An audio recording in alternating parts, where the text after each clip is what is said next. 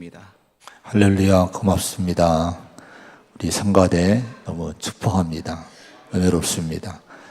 우리 주님이 영광 받으시고 또 우리 성가대들 헌신하는 모든 것들 주님이 은총으로 갚아주실 줄로 믿습니다. 다음 주일 2부 예배는 칸타타 예배로 드립니다. 많이 기도하면서 준비하고 있어요. 은혜로운 시간이 될 겁니다. 다음 주 2부 예배, 11시 예배, 칸타타 예배 많이 동참을 해주시고 또 성가대 위해서 기도해 주시기를 바랍니다.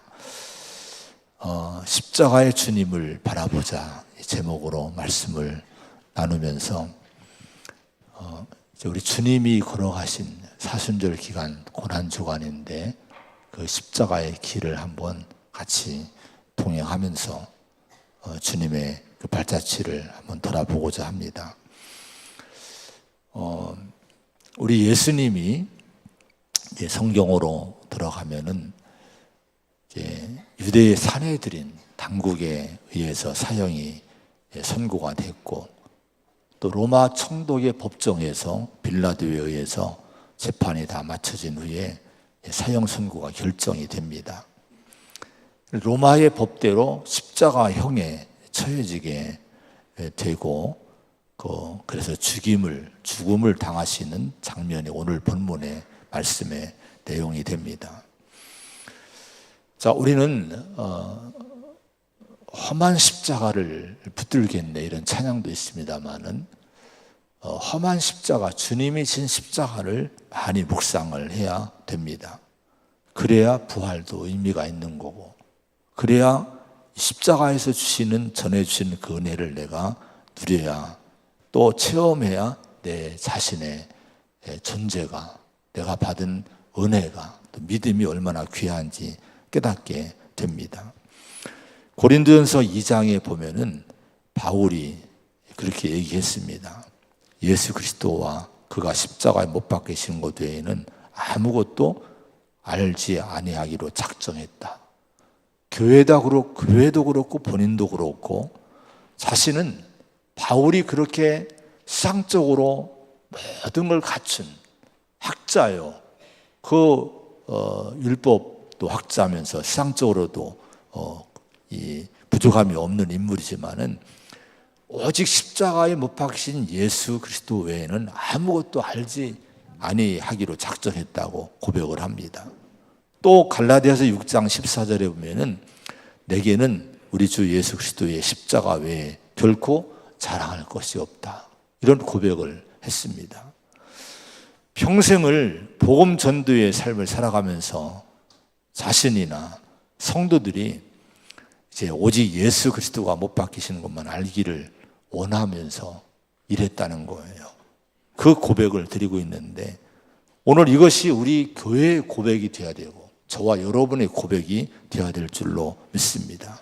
이것이 기독교의 신앙입니다. 자, 오늘 주님이 지고 가신 십자가의 길을 한번 하나하나 짚어보며 갈 터인데 32절의 말씀 한번 같이 봅니다. 32절 시작. 나가다가 시몬이란 구레네 사람을 만나매 그에게 예수의 십자가를 억지로 지어가게 하였더라. 구레네 시몬이 등장을 합니다. 구레네는 아프리카, 북아프리카에 있는 지역입니다. 여기에 살던 시몬이라는 사람이 예수님 처형 당시에 그 자리에 있게 됐는데 이 사람은 아프리카에서 왔기 때문에 아프리카인인가 생각할 수 있지만 그게 아니라 시몬이라는 이름을 보면은 흩어진 유대인 중에 하나이라고 우리가 보면 되겠습니다. 그래서 그곳에 흩어져 살고 있던 유대인 중에 하나인 시몬이 유월절을 보내기 위해서 순례를 온 거예요. 예루살렘으로. 근데 순례 여행을 왔는데 뜻하지 않은 사건을 이 시몬이 목격을 하게 됩니다. 바로 예수님이 사형에 처해지는 그런 장면을 목격하게 된 거예요. 그 사형 집행일에 온 예루살렘이 떠들썩했을 거예요. 그 장면을 보려고 예수님의 처형 장면, 또 예수님과 함께 두 명의 또 이제 행악자들이 함께 처형이 십자가형에 처해지게 되는데, 이걸 구경하려고 길목길목마다 그 십자가 일행 이제 그 처형자들이 걸어가는 골목골목에 사람들이 인산인해를 이루면서 나와 있었을 거예요. 3명의 죄수가 이제 십자가형을 받으러 가게 되는데, 당시 사형수들은 자기 십자가를 지고 갑니다. 자기가 매달린 십자가를 자기가 등에 지고 갔다는 거예요. 그런데 26절에 보면은 예수님은 이미 채찍질을 당한 상태예요. 로마 군인들이 채찍질한 것은 그냥 우리가 생각하는 일반 채찍질이 아닙니다. 아주 잔인한 거예요. 그 채찍에는 쇠붙이가 달려있고 또 분노 뼈조각이 의도적으로 다 묶여 있어서 한 번 내리치면 살점이 떼어져 나간다는 거예요. 그건 사람을 죽일 수 있는 이런 이 형벌이 채찍질형인데요. 이미 예수님은 온 몸이 채찍질을 당한 상태입니다. 밤새워서 신문을 당했어요. 지치고 또 상처받고 이런 상태에 있으신 예수님이십니다. 이런 예수님이 십자가 형틀, 그 무거운 형틀을 등에 지고 끌려가시는데 도저히 그 길을 다 갈 수 없었던 거예요. 쓰러지고 가다가 또 쓰러지고 일으키면 또 쓰러지고 도저히 앞으로 나가지를 못하셨습니다. 이걸 본 로마 군인들이 예수님이 스스로 십자가 지고 골고다까지 갈 수 없으리라고 생각을 하고, 구경하는 사람들 중에서 한 명을 징집을 해요. 강제로.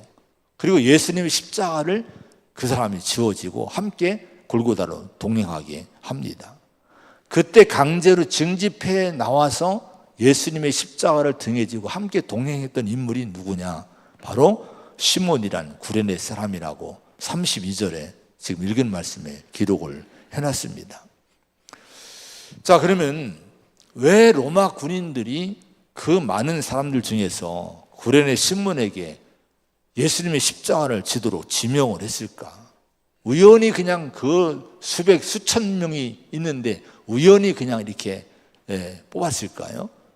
독일의 크롬마허라는 분이 고난받는 그리스도라는 책에서 이렇게 해석을 했어요. 제가 많이 묵상하는 이 도서인데요. 이 부분을 이렇게 기록했습니다.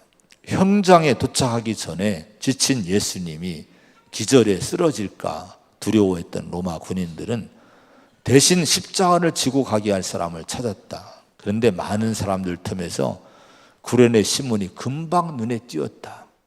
금방 군인들의 눈에 띄었다는 거예요. 왜냐하면 그 구레네 신문을 보니 다른 이들에게 없는 동정심이 얼굴에 있었다. 이렇게 이분이 해석을 합니다. 물론 성경이 있는 건 아니지만은 이분이 기본 영감 가운데 이렇게 해석을 한 거예요. 자, 그러면서 이 책에 보면은 구레네 시몬의 십자가의 영적 의미를 이분이 찾아내서 우리에게 가르쳐 줍니다. 구레네 시몬은 그 사건을 통해서 예수님의 십자가가 자기 십자가가 됐다는 겁니다. 우리도 우리 자신에게 그리스도의 십자가를 지어야 된다고 하는 거예요. 우리는 마땅히 그래야 되는 죄인들이라고 하는 거예요. 우리는 구경꾼이 되지 말고 내가 그 십자가의 주인공이라고 생각하고 나에게 그 십자가를 지어야 된다고 하는 겁니다. 로마 군인들이 구레네 시몬을 지목해서 야, 네가 이 십자가 지고 가 명령을 하지 않았겠습니까? 이제 이 명령을 이제 우리 자신에게 명령하신 하나님의 명령으로 들어야 된다 하는 거예요. 구경만 하지 말고 오늘 여러분을 하나님이 지명하시고 징집하고 소환하신 거예요. 그리고 주님의 십자가를 멀리 구경만 하지 말고 네가 지고 가라. 이렇게 명령하시는 음성을 듣기를 바랍니다. 예수님이 지신 십자가는 우리가 지어야 될 십자가라고 하는 겁니다. 이제 우리의 십자가로 지고 갈 수 있는 믿음을 우리가 갖고 예수님과 함께 십자가에서 함께 죽는, 함께 내 옛사람이 죽는 그런 경험이 있어야 될 줄로 믿습니다. 여러분 이 은혜가 이 고난주 안에 있기를 축원을 드립니다. 억지로 십자가를 지고 예수님의 길을 따라가던 구레네 시몬을 보면 놀라운 은혜가 이 가정에 임해요. 자, 이 마가복음 보면은 알렉산더와 루포의 아버지인 구레네 사람 시몬이란 이 기록이 나와요. 자, 구레네 시몬의 아들들의 이름이 이 마가는 기록했는데 알렉산더와 루포의 아버지라고 자세히 기록해 놨습니다. 로마서 16장 13절에 보면은 이렇게 바울은 얘기합니다. 주 안에서 택하심을 입은 루포와 그의 어머니에게 문안하라. 그의 어머니는 곧 내 어머니라. 놀라운 얘기를 하는 거예요. 이 시몬의 아들들이 알렉산더와 루포인데 이들이 나중에 유명한, 누가 봐도 누가 이름을 들어도 기억할 만한, 알아줄 수 있는 기독교인이 된 거예요. 그의 어머니가 누굽니까? 구레네 시몬의 아내이지 않습니까? 이 아내에 대해서는 뭐라고 하는 거 아니? 바울이 이렇게 얘기하는 거예요. 그 어머니는 내 어머니다. 그분은 내 어머니다. 바울이 누굽니까? 기독교의 기초를 닦은, 이 성경의 이 신약성 절반을 기록한 사도 중에 사도이지 않습니까? 이분이 후일에 구레네 시몬의 아내에 대해서 내 어머니다 할 정도로 영적인 큰 은혜가 이 가정에 임한 걸 보게 됩니다. 오늘 여러분 사순절 특별히 성찬 예배에 나오셔서 십자가를 바라보고 이 말씀을 듣는 여러분들에게 정말 십자가가 내 것으로 믿어지는 은혜가 있기를 축원드립니다.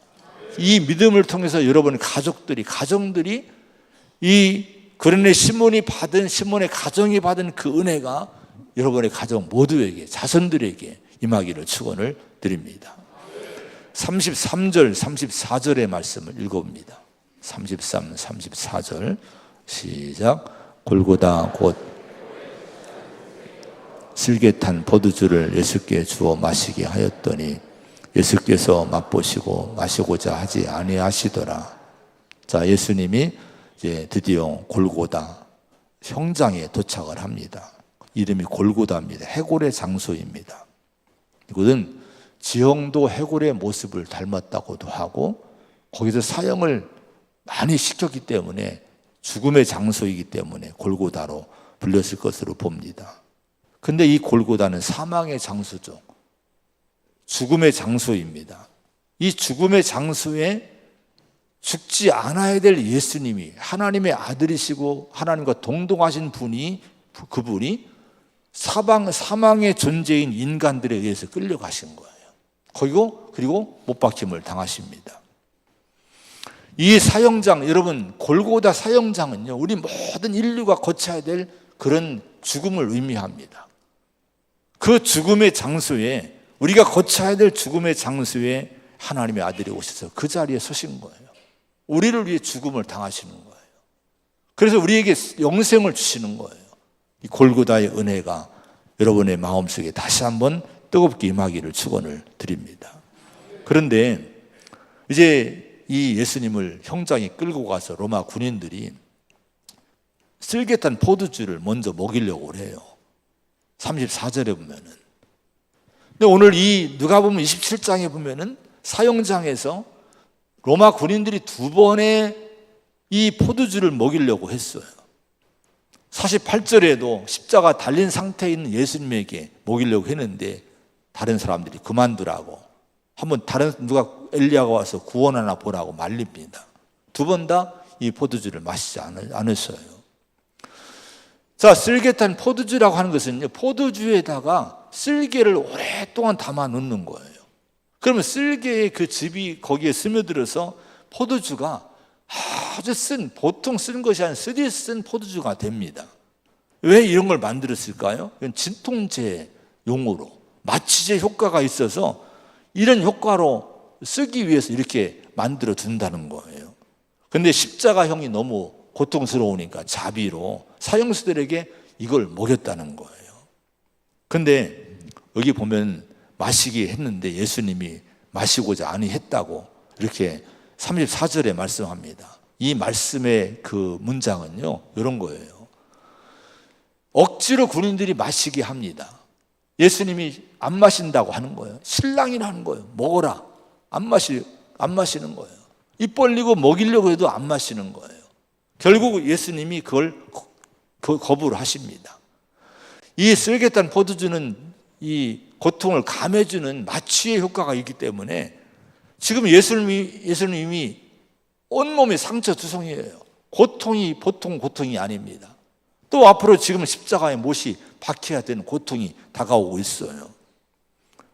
이때 여러분 쓸개탄 포도주 이 마취제 진통제를 먹으면은 효과가 있는 이 포도주를 마시면은 아마 이 고통이 많이 감해지는 걸 주님도 아셨을 거예요. 그런데 주님은 이걸 거부하십니다. 왜 그러셨을까요? 주님은 인류를 죄에서 구원하시기 위해서 속죄의 제물이 되시고자 오셨고, 드디어 우리 주님이 자신이 어린 양이 돼서 희생 제물로 하나님께 바쳐지는 순간이 왔는데, 이 거룩한 일을 행하시게 되는데 인위적으로 마취제를 먹고 고통을 감하고 피하는 것을 주님 원치 않으신 거예요. 그래서 이걸 거절하신 거예요. 주님은 우리가 받아야 될 저주와 고통을 남김없이 자신의 몸으로 다 받기를 결심하신 거예요. 여러분, 나를 위해 고통당하신, 조금도 피하지 않으신, 이건 우리 모두가 당해야 될 고통과 저주요 쓰라린 아픔인데 주님이 이걸 대신 다 당해 주셨음을 여러분 믿으시기 바랍니다. 내 자리에 서신 그분, 내 고통을 다 받으신 그분, 그분의 사랑과 은혜를 다시 한번 바라보고 깨닫기를 바랍니다. 35절의 말씀 한번 보겠습니다. 35절입니다. 시작. 그들이 예수를 십자가에 못 박은 후에 그 옷을 제비 뽑아 나누고, 자, 십자가에 못 박은 후에 이렇게 말씀합니다. 너무 간단하게 기록했잖아요. 못 박는 이 과정은요, 너무 이건 고통과 이 잔인함과 두려움이 피가 튀는 그런 잔인한 모습입니다. 십자가에 인간의 몸을 지탱을 해야 되기 때문에 일반 못 가지고는 안 돼요. 대못을, 큰 대못, 18cm 정도 되는 대못을, 두꺼운 대못을 이 손이 아니라 이 팔목에 박는데요. 그리고 이 발을 겹쳐서 발목에다 이 대못을 박아서 고정시켜 놓는 거예요. 여러분, 이건 뭐 비명을 지르고도 남은 모자라는 거예요. 고통이 말할 수 없는 거예요. 우리 주님이 그런 십자가에, 처참한 십자가에 지금 돌아가시고 있는 거예요. 그런데 채찍 맞으시고 머리에 가시면류관 쓰셔서 피가 온몸에 쏟아지고 거기에 못이 박혀서 지금 매달려 있는 예수님의 죽어가는 모습을 한번 상상해 보시기 바랍니다. 십자가는 예쁜 것이 아니에요. 험한 겁니다. 그 험한 십자가를 바라보시기 바랍니다. 여기에 뭐가 여러분 생각이 됩니까? 우리는 구약 성경을 알기 때문에 구약 시대의 성전서 제물로 바쳐지는 제물들의 모습이 여기 겹쳐집니다. 흠없는 짐승을 우리의 인간의 죄를 대신해서 성전으로 가져가 바쳐요. 거기에 머리에 안수하고 자기 죄를 전가시킵니다. 제물로 바쳐진 짐승을 죽입니다. 죽인 다음 피를 먼저 다 빼요. 피를 빼서 다 뿌립니다. 그리고 가죽을 벗기고 그 몸을 가글을 뜨고 다 태워드리는 것이 구약시대의 제물로 드리는 제물, 희생제물의 모습입니다. 근데 예수님 모습과 너무 흡사하지 않습니까?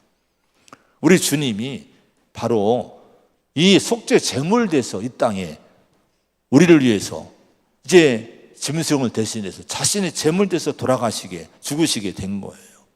로마서 3장 25절에 보면은 이 예수를 하나님이 그의 피로써 믿음으로 말미암는 화목제물로 세우셨으니 이렇게 말씀을 합니다. 하나님이 예수님을 제물로 내주셔서 피를 흘리는 이 피를 다 흘리고 찢기시는 제물로 우리 주님이 이제 바쳐진 바 되었다고 하는 거예요. 여러분, 구약 시대의 제물이 수없이 많이 드려지지만은 이 제물로는 우리 인간의 죄를 온전히 하게 할 수 없어요. 근데 우리 예수님은 한 번 자신의 몸을 십자가에 그렇게 들이심으로 말미암아 영원한 제사가 되게 하셨어요. 하나님은요. 이 예수님의 죽으심으로, 한 번 죽으심으로 말미암아 다시는, 이제는 그 믿는 자는 다시는 구약시대처럼 짐승을 또 바치고 또 바치고 또 바치고 할 필요가 없어요. 믿는 자는 영원한 속죄를 받도록 약속을 하신 거예요. 여러분, 이것이 예수님의 십자가의 죽으심의 가치요 의미인 거예요. 여러분, 십자가 보혈의 가치를 우리가 다시 한번 깨닫기를 바랍니다. 요세푸스에 의하면 구약시대에 이제 유월절 하루 동안에 잡는 양들이요, 보통 25만 6천 마리 이상이 됐다는 거예요. 해마다 그렇게 드렸다는 거예요. 1500년 역사 동안 모세부터 예수님까지 그 얼마나 이 제단에 짐승의 피가 뿌려졌을까.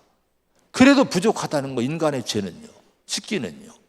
근데 예수님이 한 번의 죽으심으로 온 인류의 죄가 다 믿는 자를 씻겨주시는, 속죄해 주시는 은혜가 여기에 여러분 담겨 있으면 믿으시 바랍니다. 얼마나 십자가의 가치가, 주님의 보혈의 가치가 얼마나 놀라운지 우리가 깨닫기를 축원을 드립니다. 이 믿음을 갖고 성찬을 받을 수 있기를 바랍니다. 여기 35절에 보면 옷을 제비 뽑아 나눴다고 말씀을 해요. 근데 요한복음에 보면요, 자세히 말씀했는데 옷을 취해서 십자가에 못 박고 옷을 취하고 이걸 겉옷을 나눠서 네깃으로 나눠서 이제 나눠 갖고 속옷을 벗겨서, 속옷은 제비 뽑아서 한 사람이 갖게 했다고 말씀을 합니다. 그러면 예수님의 겉옷도 벗겨지고 속옷도 벗겨진 거예요. 십자가형에 처해진 사람은요, 옷을 입히지 않아요. 다 벗겨진 상태로 이제 십자가형에 처해졌다 하는 거예요. 근데 예수님에게 벗겨진 그 옷을 누가 가졌습니까? 로마 군인들이 갖고 그들이 입었던 거예요. 오늘 여러분, 로마 군인들이 나눠 가진 옷이 누구의 옷입니까? 하나님의 아들, 영원히 걸어가신 독생자 예수님의 옷임을 우리가 분명히 볼 수가 있어요. 이사야 61장에 보면은 이제 이런 말씀이 나옵니다. 구원의 옷을 내게 입히시고 공의의 겉옷을 내게 더하심이, 이런 말씀이 나와요. 자, 우리 하나님은 우리 믿음의 성도에게 주실 은총을 말씀하신 것인데, 우리 예수님이 십자가에 흘리신 피로 말미암아 믿는 우리에게 어떤 옷이 입혀졌느냐? 구원의 옷이, 의의 옷이 입혀졌음을 믿으시기 바랍니다. 우리의 죄악된 건 다 수치를 걷어가셨어요. 주님이 그 수치와 죄악의 옷을 입고 십자가에 죽으신 거예요. 그리고 로마 병정들이 옷을 나눠 가졌듯이 주님은 우리에게 의의 옷을 나눠주신 거예요.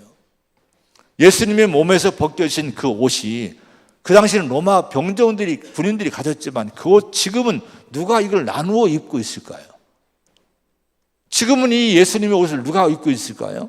로마서 5장 9절에 그러면 이제 우리가 그의 피로 말미암아 의롭다 하심 받았으니, 이렇게 말씀을 합니다.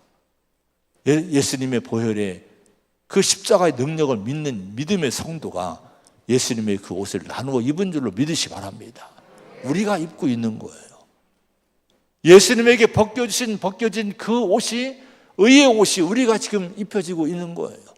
이걸 믿으시기 바랍니다. 은혜를 지금 누리고 있음을 잊지 않기를 축원을 드립니다.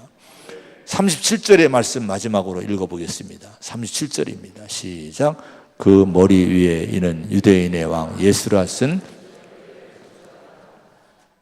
누구의 왕입니까? 유대인의 왕. 그런데 요한복음에는 히브리와 로마와 헬라말로 유대인의 왕이라고 썼대요. 비웃고 모독을 주기 위해서, 이 왕이란 존재가 이렇게 비참하다고 모욕 주기 위해서 그렇게 쓴 죄패지만은 하나님은 그 죄패를 통해 온 세상에 선포하고 있는 거예요. 이 십자가에 죽으시는, 그리고 부활하신 하나님의 아들 예수가 온 세상의 왕이라고 선포하신 거예요. 그런데 여러분 생각해 보세요. 그런 왕이 어디 있습니까? 그런 여러분 왕이 이 땅에 어디 있어요? 자기가 죽으시는 왕이 있습니까? 여러분, 자기가 희생당하는 왕이 있습니까? 수치와 모욕을 다 자신이 감당하는 여러분 왕이 있습니까? 세상에 그런 왕은 없어요. 근데 우리 주님은 세상의 왕으로서, 영원한 왕으로서 우리를 위해서 대신 죽으시고, 대신 고난 받으시고, 수치를 다 받으시고, 그리고 우리를 살리신 거예요. 이분이 여러분 하나님이 높이심으로 말미암아 이분이 영원한 이 온 세상의 왕이 되셨음을 믿으시기 바랍니다. 그 주님을 여러분 왕으로서 모시고 그분의 통치받는 우리가 되어야 될 줄로 믿습니다. 그런데 39절부터 마지막에 보면 읽은 말씀 보면은 십자가 밑에는 그렇게 주님이 우리를 위해서 십자가 죽으시고 있는데 다 모욕합니다. 희롱하고 조롱하고 욕하고 이런 무리들이 가득 차요. 사람들 물론이거니와 또 서기관, 장로들, 대제사장들 다 희롱합니다. 믿지 않는 거예요. 이게 세상 사람들의 모습인 거예요. 주님의 십자가는 저렇게 높이 서 있지만은 여러분 세상 사람들은 이 십자가에 이 복음에 대해서 거부합니다. 조롱합니다. 여러분 희롱합니다. 욕을 합니다. 이게 세상 사람들의 모습입니다. 고린전서 1장에 보면은 이런 말씀이 나와요. 유대인은 표적을 구하고 헬라인은 지혜를 찾으나 우리는 십자가에 못 박힌 그리스도를 전하니 유대인에게는 거리끼는 것이요 이방인에게는 미련한 것이로되 오직 부르심을 받은 자들에게는 유대인이나 헬라인이나 그리스도는 하나님의 능력이요 하나님의 지혜니라. 여러분 세상 사람들은 십자가의 복음을 거리끼는 것으로 봅니다. 미련하게 봅니다. 그러나 저와 여러분의 눈에는 십자가가 뭘로 보여야 됩니까? 하나님의 능력, 구원의 능력으로 보여야 될 줄로 믿습니다. 우리를 죄와 사망에서 구원해 내신 하나님의 지혜, 어떤 지혜도 이런 지혜는 세상에 없어요. 인간을 죄에서 구원할 수 있는 생명 주시는 지혜는 없어요. 바로 하나님이 독생자 예수님을 희생시킴으로 우리를 구원하시는 이 방법이 하나님의 지혜라는 거예요.